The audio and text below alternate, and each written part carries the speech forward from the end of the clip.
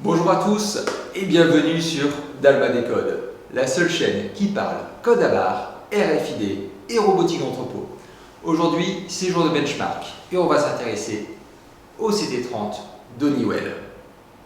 Alors, le CT30 de Honeywell, c'est un terminal que l'on aime beaucoup chez Dalma. Pourquoi? Parce que j'ai un écran de 5 pouces et demi, c'est ni trop grand ni trop petit. J'ai une batterie amovible, ce qui me permet de travailler en plusieurs shifts. Possibilité ou pas d'avoir une carte SIM. Mais surtout, on a une gamme d'accessoires complète. Je m'explique. Sans ou avec Dragon. La poignée pistolet. Une poignée qui est conçue extrêmement bien, avec un support de verrouillage, ce qui nous permet de faire travailler le terminal dans toutes les situations sans risque qu'il tombe. J'ai aussi un support bras. Mon support bras il est bien étudié, c'est-à-dire que j'ai très peu d'espace entre mon terminal et mon avant-bras, ce qui va permettre d'éviter au terminal de bouger quand l'opérateur travaille.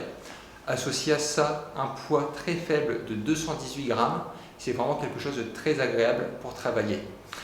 Au niveau des capacités techniques, on est sur un score en tout de 245 630, ce qui est très bien pour faire fonctionner la majorité des applications. Et on a une chose très importante, c'est lors du test du stress, on est à 32 degrés de température maximale. Alors le test de stress, c'est quoi? C'est on va faire tourner le terminal avec des applications très gourmandes durant 45 minutes et on regarde comment se comporte le terminal en termes de température, en termes de fréquence de processeur et en termes de décharge électrique. Au niveau des optiques, j'en ai deux, le short range pour lire de près et le flex range pour lire de beaucoup plus loin. Et ça, on le teste tout de suite. Pour mes têtes de lecture, donc deux options, le short range ou le flex range. Dans les deux cas, ce sont deux très bonnes têtes. Donc là, si je prends mon short, je vais lire quasiment à contact jusqu'à à peu près 1 mètre, 1 mètre 20. Par contre, j'ai un angle d'attaque qui est vraiment très agressif. On est quasiment à 90 degrés. Le flex range, lui, lit aussi bien de près que de loin. On peut aller à peu près jusqu'à 7 mètres pour lire le code. Et on a des angles d'attaque qui sont vraiment aussi très agressifs. Donc, au vu de la différence de tarif entre un short et un flex, je vous conseille toujours de partir sur le flex range qui sera beaucoup plus polyvalent.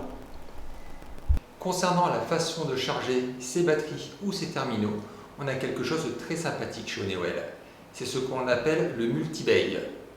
Vous avez sur la même rampe de charge la possibilité de venir changer vos docks. Ce qui veut dire que vous pouvez aussi bien avoir un emplacement pour venir charger directement un CT30, des emplacements à côté pour venir charger des batteries de CT47, et à côté des emplacements pour venir charger des bagues de lecture. Attention, il faut toujours choisir la version bootée ou non bootée. Une base qui est conçue pour des CT30 avec une coque n'acceptera pas les CT30 sans coque et inversement.